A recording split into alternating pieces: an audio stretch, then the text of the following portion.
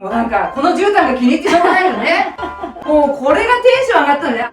こういうのとかやめよう。本当に。なんか私、これパンティーかと思ったら、マスクなのね。パパの部屋、こんな感じになりました。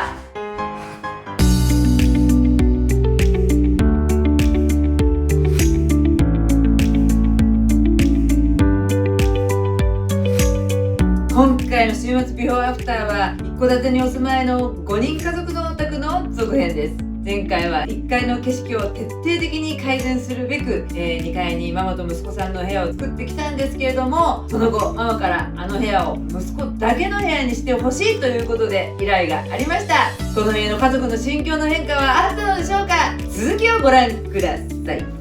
はい、ということで2階に来ました。あれ、なんかどうしたこれ。結構片付けました。あ、そういうこと。はい。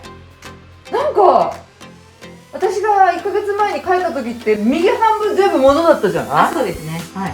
それがどうしたの？減らしたの？減らしました。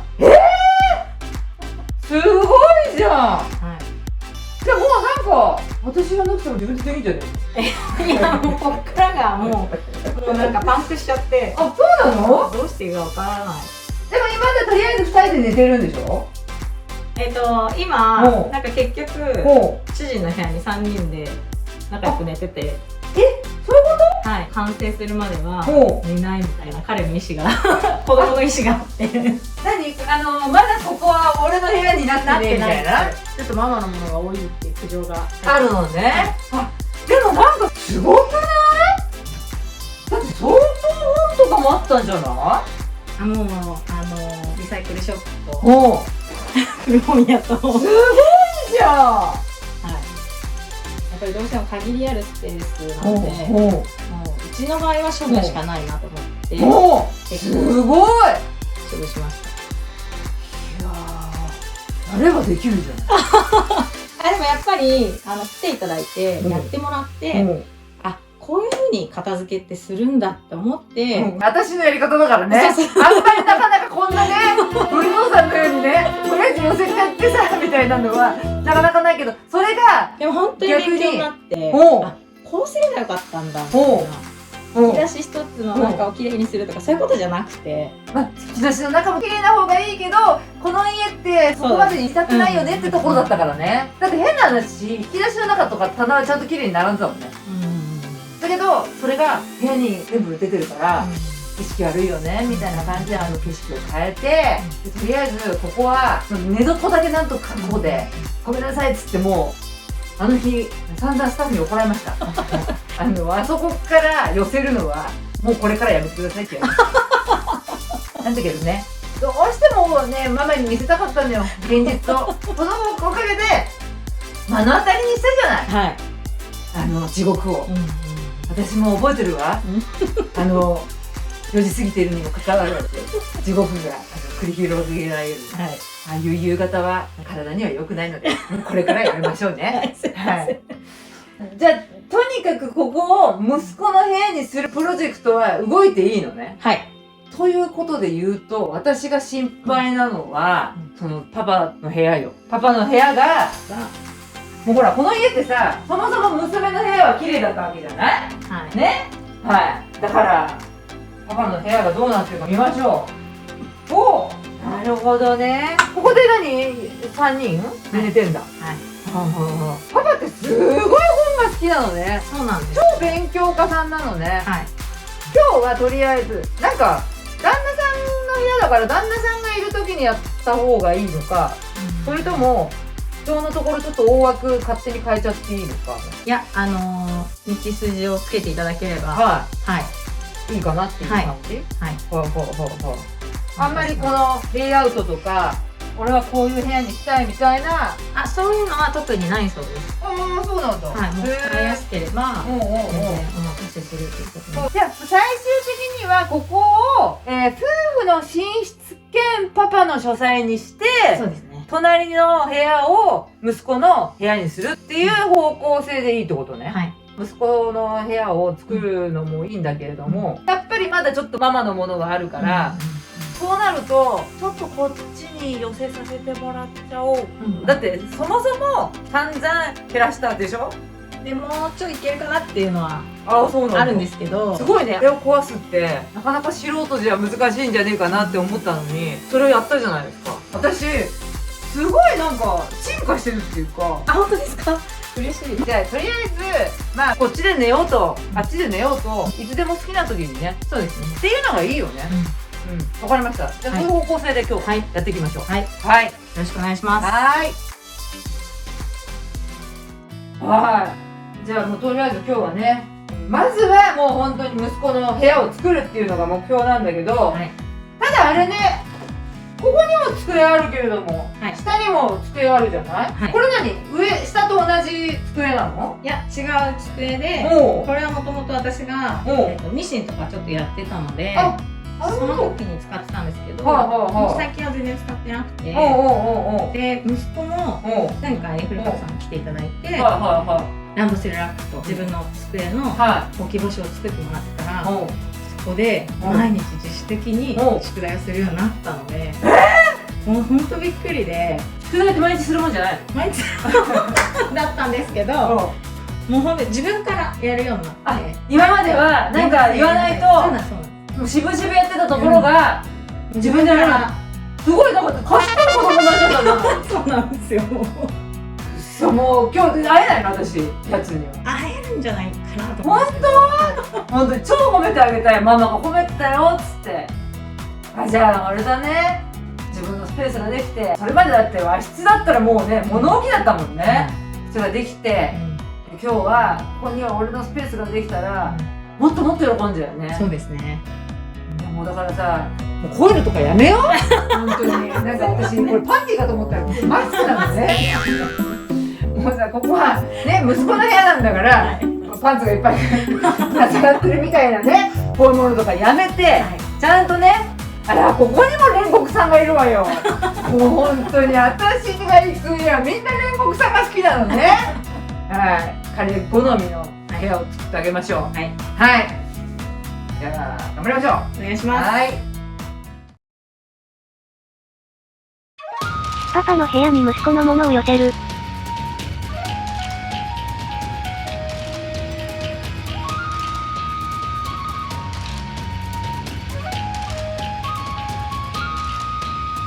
息子の部屋に1階で外したスマを隠す。パパの部屋から布団を移動。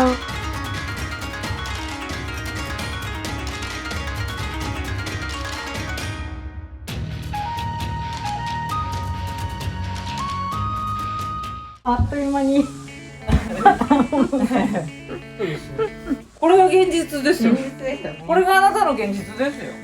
本当にどさくさ紛れて子供の部屋には自分のものを置こうなんていうのはですね、そもそも間違っておりまして、ただあと1時間半で彼が帰ってくるわけですよ。だから今何としてでも彼のスペースを作り、ダメでもほらここはパパに内緒で、部屋を作んなきゃいけない。夫婦2人で寝れるスペースを作らなきゃいけないということで、今から何をするかっていうと、収納の空のボックスの中に、とりあえず入れていきましょうよって話です。なので、じゃあママそこ座ってもらって、なんだろう、ほら、こう、とりあえず入れちゃいましたみたいな感じだから、これもうちょっと分けてもらって、で、そうね、オンオフみたいな。で、分かるようにして、これが一番よく使います的な感じ。みたいな。でもですよ、こんなものの仕分けができるようになったんですよ。もう前回はただのブルドーザー純子でしたね。もうまずは1階の景色を変えて、だいぶそれだけで暮らしが変わったでしょ。ありました。みんなの意識も変わって、私もなんならいろいろ工夫して努力したんでしょ。ぱりこのシステムを作ってもらう、大枠を作ってもらうと、細かいことってその大枠の中に、もうここにはこれを置くっていうヒントみたいなのが置いて帰っていただけるので、あと細かいものを自分で整理してしまうだけ。とりあえずリビングもとりあえずダイニングの周りに、全部じゃないけどね、収納を置いて帰ったりですか。ダイニングの手前と奥と、この行動動線上のこのラインはめちゃめちゃ使いやすいからねみたいな。あそこの棚の中もなんかうちのスタッフ曰くめちゃめちゃ綺麗になってたって言ったんだけど、もうすごい、もうここの棚がうん大事だよって言われたから、はいもうそこに一番使うものを集めてでやってみると、これはこの棚にあった方がいいなとか、これはもう一段遠くてもいいなとかっていうのが暮らしていく中でもう分かってきて、本当にパズルみたいに入れていくだけっていう感じだったので、もう本当にやっぱこのシステムを作ってもらうっていうのがもういかに大事かっていうのはよく分かりました。じゃあ棚の中もちゃんと仕分けできて、仕分けしました。ちゃんとシステムを作って作りました。自分でやったんだ。いやだからほんとさ、一気にはできないけどさ、一箇所変えるだけで、私あんまり整理収納しないじゃない。整理収納が苦手っていうかさ、あんま好きじゃないんだよね基本的に。だからそういう意味で言うと、物を寄せて更地にして景色一回変えて、大枠だけはねはい作ってった感じだったけど、なんかそのおかげで、まず1階の生活が落ち着き、2階もだいぶ物減らして、この1ヶ月間の間でね、なんかちょっと痩せたんじゃないああそうなんですよ。特に何もしてないけどの。生活変えてもらって動線が良くなったから今はじゃあついでにこの家事やっちゃおうかなみたいな感じで、なんか家事をどんどんやるようになったら今自然に2キロ落ちて、すごくない？これはなかなか2キロって難しいよ。本当に嬉しいですよ。マジで？もうはい全然お金かかってないじゃんよ。確かにすごいね。そうなんです。もう本当余計なもん全然買わなくなったし。そういうこと？それもあるの？でもさ、いいなんか循環ができて、でこれで一つずつ部屋ができていくことで、また見える景色が変わってさ、なんかもっともっとこの家が発展しそうな気がするから、とにかくまだちょっとまだあなたのものが多いんだから、もうちょっとしっかり仕分けして、あるべき場所に収めて今日の結果出しましょう。はい、お願いします。なんかお母さんもだいぶ変わったんだって？そうなんです。前は布巾1枚も捨てられなかったんですけど、やっぱ物のない時代に育っていくのでしょうがないかなと思ってたんですけど、この間最後息子の部屋に寄せていただいて、そしたらやっぱり息子がかわいそうだって、母にしたら孫になるので、部屋が完成しなかったことがやっぱりかわいそうっていうかね、もうすごいテンション下がってたよね、あの時ね。下の景色を見て、小躍りするように驚いて、で、僕の部屋に来てドーンってなった時のこれ何？みたいな。あれを見てやっぱり物を減らさないとっていう決心がついたみたいで、それからもう私が見る限りでも5袋ぐらいゴミ袋45リットル片付けていただいた後から出して、ここら辺のものよ。なんか主に衣類を捨ててましたね。そうなんだ。これは着ないって言って衣類を処分するなんて私見たことなかったんで、もう私たちがいる間にやってよね。本当？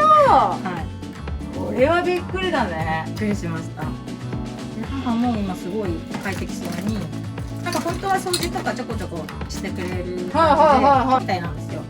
でも今まで散らかってたから、どこを掃除機かけていいのか、どこを片付けていいのかみたいな戸惑ってたみたいで、でも今すごい綺麗だから、もうちょこちょこ掃除機かけてくれたり、この間雑巾がけもしてて、いや私だから今日ずいぶん綺麗になってんなと思ったんだよね。そうなんですよ。でもすごい今家が回ってる全体が巡りが良くなった。そうですね。本当。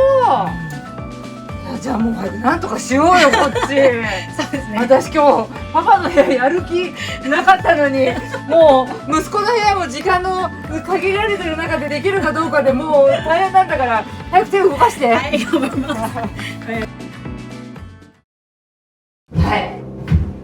夢のお部屋。はい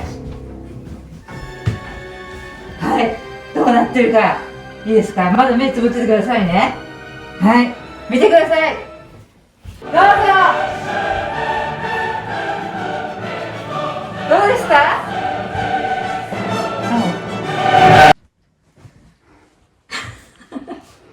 こんな感じ？こんな感じ。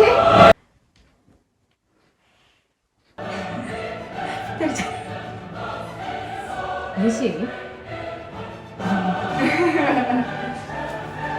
理想の部屋になってる？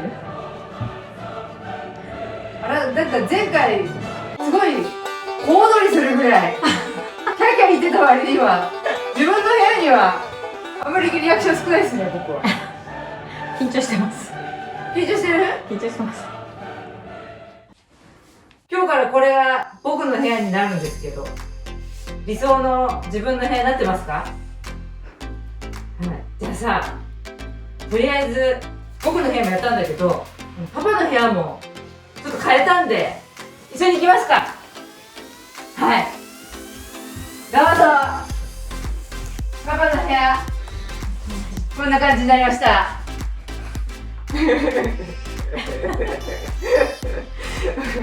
ゃーん、どうですか？こっちの方がリアクションがいいんですけど。どう？パパの部屋どうしたの。かっこいいね、この部屋ね。かっこいい。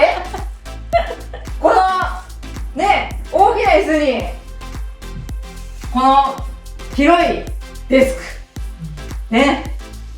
なんか今までさ、なんかいっぱい物置いてあったんだよね。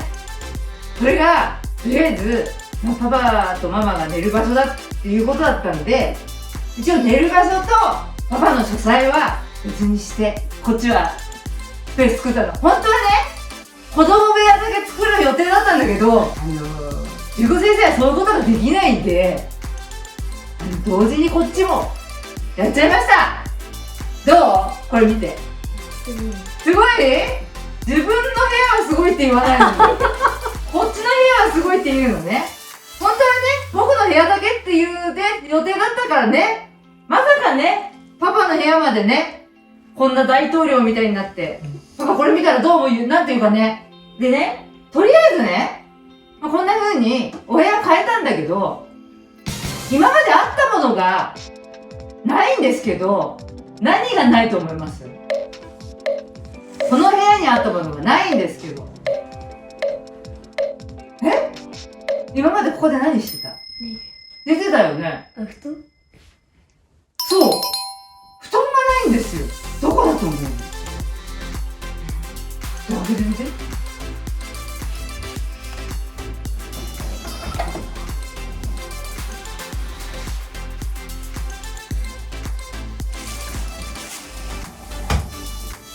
ないよね。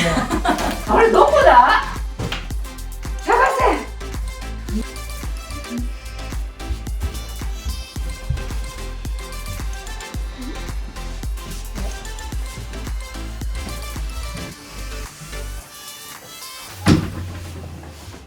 正解です。家族3人分のすごい。布団がこの中に入りました。すごい。パチパチパチパチパチパチパチ。はい。ということで、今日からこちらに寝ていただいても、あちらで寝ていただいても、どちらでも大丈夫です。どっちで寝たいですか？こっちで寝たい。思う存分寝るがいい。はい。ということでね、基本的にこの家って布団をしまう場所がなかったんで、申し訳ないんですが、こちらにしまわさせていただいたんですが、まあ自分一人の部屋が欲しいとおっしゃってたので、こちらで息子さんが一人で寝るのもよし、家族3人で寝るのもよしね、あちらにもスペースがありますので、あちらで寝るのもよし、それは家族で決めてください。はい。はい、ということで子供部屋を改造するということで作ったんですけど、ママどうでしたか？はい。はい。なんかもう前回やっていただいてからはい。自分でも進めたんですけど、おもうそれ以上どう進めていいのかわからなくて、なので相当ね、減らしたりとか、一回整理はしたけれども、ちょっと限界が来てたということで、今日終わってみて、はこんなに綺麗に整ってい、いて、やいやいやいやいや、で本当にもう遊ぶ空間がある。そうね、この空間、はい、かなりテンションがね、上がる空間になってると思います。本当に布団もしまったことがなかったので、そうですね、はい。しまうとこんなに遊ぶ空間がある。本当にもう本当10人ぐらい入ってもね全然遊べるような空間になってますのでね、はい、2階で勉強していただいてもいいし、これまで通り1階でね勉強していただいても、まだ小学2年生なので、それはね、コントロールしてあげて、はい、まずはね自分の部屋を大事にするっていうところからやっていただきたいなというふうに思います。最後なんかあります？僕もうなんかこの絨毯が気に入ってしょうがないよねもうこれがテンション上がったので、私これがどっから出てきたか知らないんだけど、もう本当にパパの部屋が大変すぎちゃってね、はい、これはねパパには内緒なんだけど、あの部屋は実はパパの書斎と言いながら、実はママのための家事スペースとして使っていただきたくて、私はあのスペースを作ってます。はい、これだけ見ると本当にご主人のね、素敵な一つの書斎ができたように見えますが、実はこのスペース、ここでママが毎日洗濯物を干したり取り込んだりする場所だった。なのでこれからは取り込んだものをこちらに部屋干しするもよし、こちらで畳んでいただくこともできます。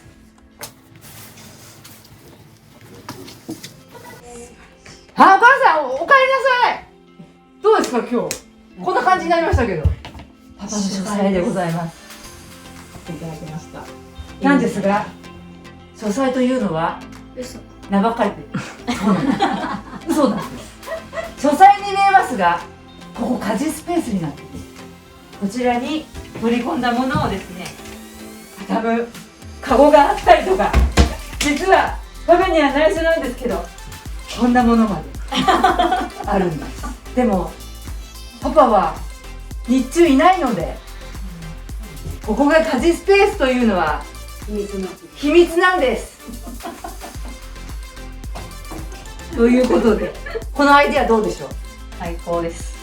はい、なのでパンティーかよって言った息子の部屋にあったマスクはあちらにはかけないでくださいこちらにかけるスペースもございますし、なんならこちらで畳んでいただいて、はい、ここから服を取り出すでもよし、とにかく寝室や子供部屋にはもう洗濯物は置かないでください。はい、でもこうやってね、境界線ができただけ、ね、ちゃんと取り込めるときは取り込んでいただいて、そうじゃないときは一瞬ここに置くだけでもやっぱ心にゆとりができると思うんですね。